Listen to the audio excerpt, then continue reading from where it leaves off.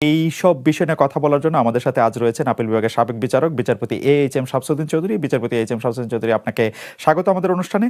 কোটা সংস্কার আন্দোলনটা যে কারণে শুরু হয়েছিল, অর্থাৎ কোটা সংস্কার করা, মুক্তিযুদ্ধের কোটা 30%, নারী কোটা 10%, জেলা কোটা 10% এবং অন্যান্য কোটা 6%, 56% কোটা না রাখা, এই বিষয়ে কি, বা এটা সংস্কার করা, এই বিষয়ে কি আপনি প্রধানমন্ত্রী শেখ হাসিনার অবস্থানের কোনো পরিবর্তন দেখেছেন? মানে আমি ছোট্ট টাইমলাইন বলি, 10 জুলাই থেকে 19 জুলাই পর্যন্ত। বিচারপতি চৌধুরী, দেখুন, এটি শুরুতেই কখনো কোটা আন্দোলন ছিল না। এটি শুরুই হয়েছিল এই সরকারের পতন ঘটানোর এক মহাপরিকল্পনার অংশ হিসেবে। কারণ এই তথাকথিত কোটা আন্দোলনকারীরা যা চাচ্ছিল এবং চাচ্ছে, সেটি তো সরকারেরও চাওয়া ছিল সবসময়। আমরা এটাই বুঝতে চাইছি যে আপনি কি মনে করেন প্রধানমন্ত্রীর অবস্থান কোটা সংস্কার নিয়ে 10 জুলাই 2024 এবং 19 জুলাই 2024 সেম ছিল? শুনেন, সরকারের অবস্থান তো সবসময় এক। তারা চেয়েছিল যে কোটা যেন বিলুপ্ত করা হয়, এবং সেই বিলুপ্তি করার উদ্দেশ্য নিয়েই সরকার কিন্তু হাইকোর্টের নির্দেশনা, হাইকোর্টের রায়কে আপিল বিভাগে আপিল করেছিল একটি প্রার্থনা করি যে কোটা যেন বিলুপ্ত করা হয়। সেটি তো সেই ছাত্ররা যারা কোটা আন্দোলনের কথা বলছে তাদের ইচ্ছা ছিল। তো সেই পরিস্থিতিতে তাদের আন্দোলন করার তো কোনো প্রশ্নই ছিল না। তারা একটি অসৎ উদ্দেশ্য নিয়ে মাঠে হাজির হয়েছিল। আপনি বলতে চাইছেন যে সরকার কোটা বাতিলই চাইছিল, মানে শেখ হাসিনাও কোটা বাতিল চাইছিলেন 10 জুলাই 2024-এ। তার আগে থেকে, শুরুর থেকেই তো কোটা বাতিল চেয়েছিল। কোটা বাতিল চেয়েছিল বলেই তো হাইকোর্টের রায়ের বিরুদ্ধে, হাইকোর্টের রায়ের বিরুদ্ধে আপিলটাতে আমি একটু পরে আসি। আমি একটু প্রধানমন্ত্রীকে পড়ে শোনাই 14 জুলাই উনি যখন সংবাদ সম্মেলন করলেন, উনি বললেন কোটা বাদ দিলে কি অবস্থা হয় আমরা দেখেছি। ফরেন সার্ভিসে মাত্র 2 জন মেয়ে এবং পুলিশ সার্ভিসে 4 জন মেয়ে সুযোগ পেয়েছে। তখন তারা বলেছিল নারী কোটা চাই না, মেধা দিয়ে চাকরি পাবে। সে কি মেধা দিয়ে চাকরি পেয়েছে? বিশেষ পরীক্ষা দিয়েছে। এবং তিনি বলেছিলেন কোটা মুক্তিযোদ্ধার নাতিদের জন্য থাকবে নাকি রাজাকারের নাতিদের জন্য থাকবে। এটা কি মনে করায় দেয় যে উনিও চেয়েছিলেন কোটা প্রথা বাতিল? শোনেন, আমরা তো উনি কি বলেছেন সেটা পাশে রাখেন, কিন্তু ঘটনা হলো এই যে সরকার তো আপিল করেছিল হাইকোর্টের রায়ের বিরুদ্ধে। হাইকোর্ট বলেছিল কোটা থাকবে, এবং সেই রায়কে চ্যালেঞ্জ করে সরকারই তো আপিল করলো আপিল বিভাগে, এবং ছাত্রদেরকে বলেছিল যে এইটি আপিল বিভাগের একান্ত সিদ্ধান্ত, এখানে সরকারের কিছুই করার নেই। খালেদ, তুমি বলেই বলছি, তোমাকে সবসময় তুমি বলি, তুমি তো খুব ভালো করেই জানো দেশ তো সংবিধান দ্বারা পরিচালিত হয়। সেই অবস্থায় যখন আপিল বিভাগে মামলাটি বিবেচনাধীন, তখন তো সরকার শুধু বিচারকই না, সর্বোচ্চ আদালতের একজন জুরিস্টও বটে, কিন্তু আপনি কি সত্যি এটি বলছেন যে সরকার এটি চেয়েছিল? সরকার আপিল করেছে। সরকার না চাইলে সরকার অ্যাটর্নি জেনারেলকে এই ব্রিফই দেয় নাই যে কোটা বাতিলের পক্ষে গিয়ে কথা বলো। এই ব্রিফ দিয়েছে আন্দোলন শেষ হওয়ার পরে 18 আগস্টের পরে। 18 জুলাই প্লিজ তুমি পিটিশনটা দেখো। পিটিশনের অ্যাটর্নি জেনারেল সর্বোচ্চ আইন কর্মকর্তা গেছিল, সেখানে কোনো ডেপুটি অ্যাটর্নি জেনারেল বা অতিরিক্ত অ্যাটর্নি জেনারেল যায়নি। সেখানে আপিল করেছিল সেই হাইকোর্টের রায়, অর্থাৎ কোটা বাদ করার প্রার্থনা নিয়ে আপিল করেছিল। তো এই ঘটনার পর তো এই ব্যাপারে আর দ্বিমত পোষণের কোনো অবকাশই থাকে না। সরকার চেয়েছিল এই কোটা বাদ করতে, কিন্তু এই সাধারণ ছাত্ররা তো এটা বুঝতে পারেনি। সাধারণ ছাত্রদের বোঝানো উচিত ছিল যে এটি সরকারের হাতে নয়, এটি আপিল বিভাগের হাতে। কারণ সাধারণ ছাত্রকে না, অনেক জ্ঞানী গুণী লোকও কিন্তু জানে না যে সরকার আর সুপ্রিম কোর্ট সম্পূর্ণ আলাদা দুটি সত্তা। সুপ্রিম কোর্ট সরকারের অংশ নয়, এবং সুপ্রিম কোর্টের বিচারপতিরাও সরকারের কর্মকর্তা নয়। এই জিনিসগুলো বোঝানো হয়নি, তাদের বোঝানো হয়েছিল। আপনি এটি বলছেন প্রধানমন্ত্রী 14 জুলাই বলেছিলেন যে আদালতের নির্দেশ অনুযায়ী আমার কার কিছু করার নাই। পরে দেখা গেল যে অনেক কিছু করার আছে। 18 জুলাই অ্যাটর্নি জেনারেলকে বলা হলো যে অ্যাটর্নি জেনারেলকে বলা হলো যে স্পেশালি ছুটির দিনে এসে এগিয়ে নিতে। আমি বলি আইনমন্ত্রী আনিসুল হক সাংবাদিকদের বললেন কবে? 18 জুলাই বললেন। 18 জুলাই বললেন। শোনো খালেদ, না যেদিন না তার আগে তো হাইকোর্টের রায়ের কপি না পাওয়া পর্যন্ত তো সেই সুযোগ ছিল না। হাইকোর্টের রায়ের কপি তো 14 জুলাই পেয়েছেন। 14 জুলাই পেয়েছেন। না 14 জুলাই পাওয়ার পরে ইমিডিয়েটলি তারা এগিয়ে নিয়েছে। কিন্তু ইমিডিয়েটলি না, 18 জুলাই এগিয়ে নিয়েছে জাস্টিস চৌধুরী, 18 জুলাই এগিয়ে নিয়েছে। না আগে 18 জুলাই আগিয়ে নিয়েছে যখন এটি তো একটা প্রক্রিয়ার ব্যাপার। হাইকোর্টের রায় পেল, সেটি জমা দিল, সেখানে তারা লিভ টু অ্যাপিল অ্যাপ্লিকেশন করতে হলে এটি একটি প্রক্রিয়ার ব্যাপার। কিন্তু তারা তো আর আপিল বিভাগের রায় তো আর খণ্ডন করেনি বা করতে পারে না। খণ্ডন করলে তো তারা আদালত অবমাননার দায়ে অভিযুক্ত হতো, যে প্রধানমন্ত্রী রায় দেওয়ার আগে রায়টি হয়েছে 21 জুলাই। প্রধানমন্ত্রী 17 জুলাই জাতির উদ্দেশ্যে ভাষণে কি করে বললেন যে তোমাদের রায় পছন্দ হবে তোমাদের? How could she no? না না আশা করি পছন্দ হবে এই কথা বলেছে। কারণ এখানে কথা হলো বলেছে যে তোমার রায় পছন্দ। প্রধানমন্ত্রী তো আর হাইকোর্ট সুপ্রিম কোর্ট পরিচালনা করে না, তাই না? কথা হলো এই কথা তো মনে হচ্ছে যে করে না, মোটেও প্রধানমন্ত্রী ওই ধরনের কোনো কথাই বলেনি। এইভাবে টুইস্ট করাটা তো ঠিক না। শোনো, এইখানে কথাটা হলো যে সরকারকে তো অপেক্ষা করতে হয়েছে যে সুপ্রিম কোর্ট কি বলে।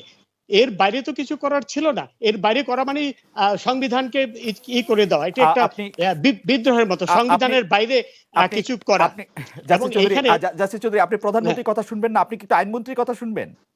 আইনমন্ত্রীর কথা আইনমন্ত্রীটা তো আমি দেখবো ডকুমেন্ট। প্রধানমন্ত্রী কি বলেছে সেটা তো না, আমি দেখবো ডকুমেন্ট। অ্যাটর্নি জেনারেল ব্রিফ ছিল না এই মামলাটি পরিচালনা করার ব্যাপারে। অ্যাটর্নি জেনারেল ব্রিফ ছিল না। অ্যাটর্নি জেনারেলের ব্রিফ ছিল কোটা রাখার পক্ষে। Attorney general listen Khaled, don't confuse things, বুঝছো? অ্যাটর্নি জেনারেল যে পিটিশনটা করেছে সেই পিটিশনের কপি আমি দেখেছি।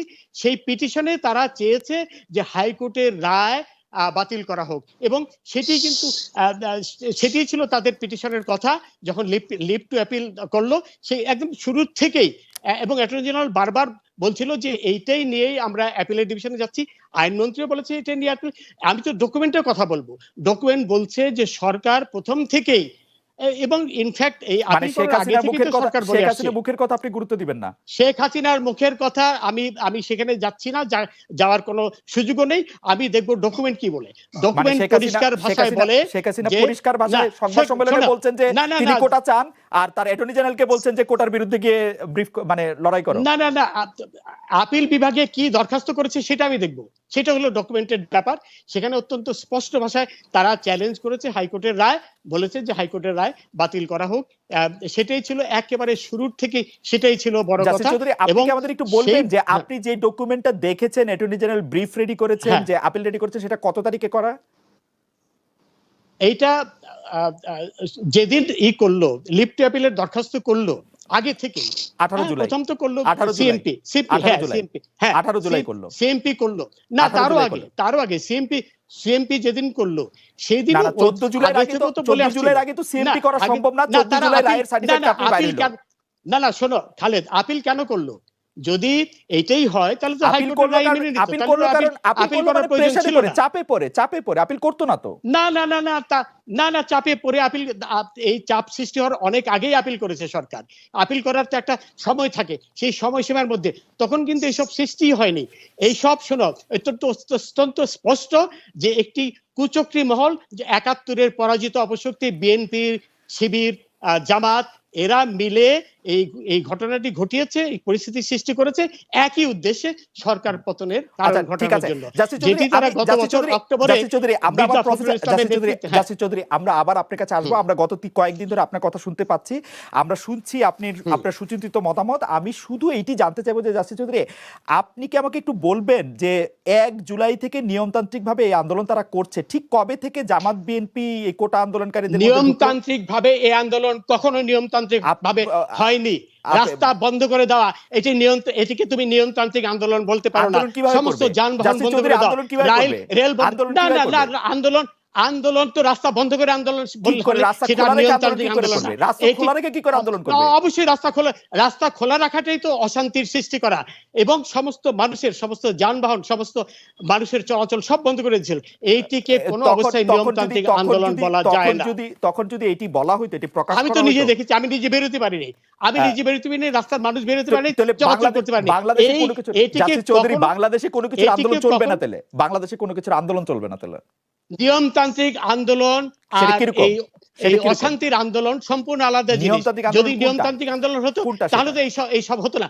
তারা যদি রাস্তা বন্ধ না করতো, তারা যদি এমনিতে রাস্তা বন্ধ করাটা কোনো অবস্থায় নিয়মতান্ত্রিক পড়ে না।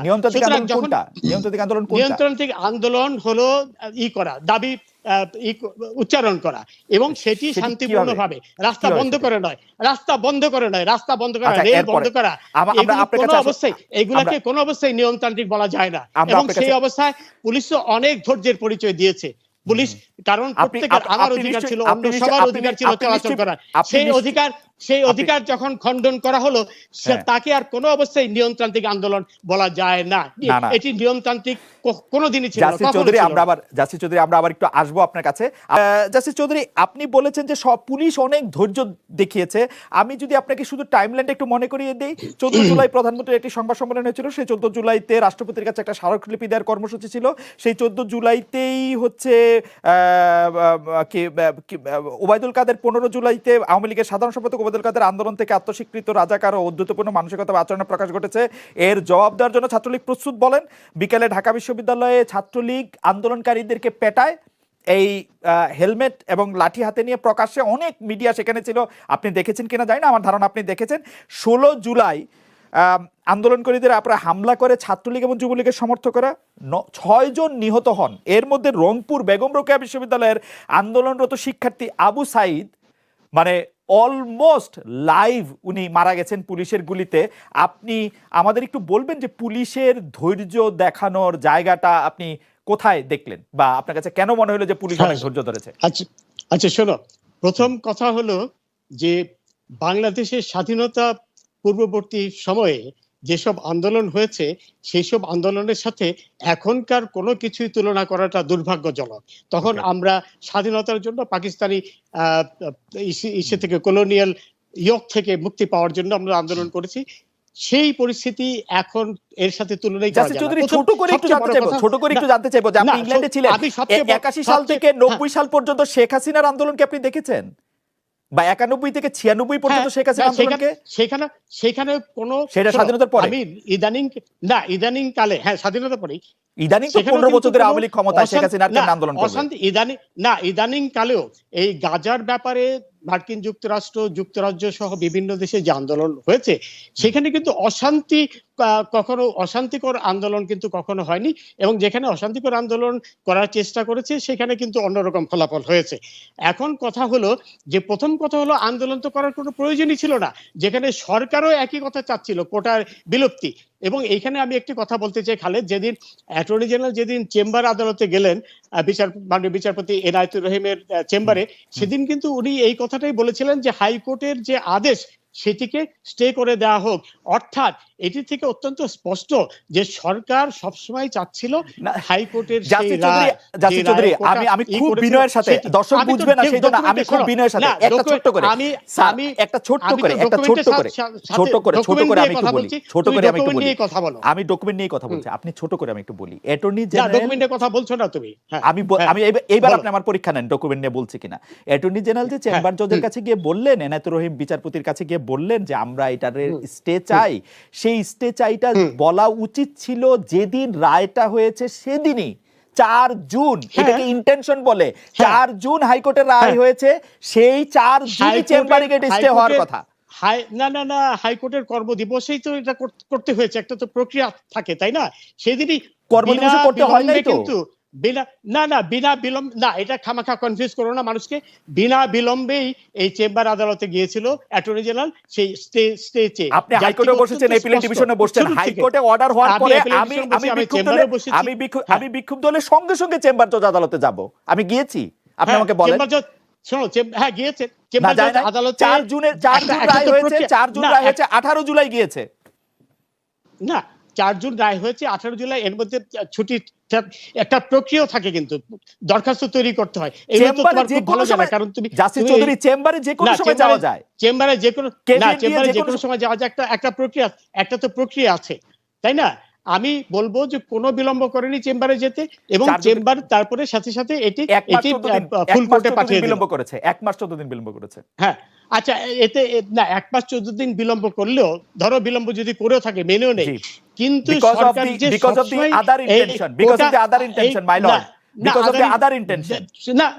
না শোনো, যদি আদার ইন্টেনশন থাকলে তো আপিলই করতো না। আপিল করে প্রমাণ করেছে যে তারা না তখন চাপ মোটেও সৃষ্টি হয়নি, চাপ অনেক পরে সৃষ্টি হয়েছে। আপিল করতে তো অনেক, আপিল করার জন্য তো ড্রাফট করতে হয়েছে, পিটিশন করতে হয়েছে, সিএমপি করতে হয়েছে, এগুলো তো অনেক আগেই হয়েছে। চেম্বারে যেতে 2 মিনিট লাগে, 2 মিনিট, এই জিনিস চেম্বারে যেতে 2 মিনিট লাগে, আমি হাইকোর্টে 2 মিনিট না, হ্যাঁ 2 মিনিট। তারা যেটা করেছে এখানে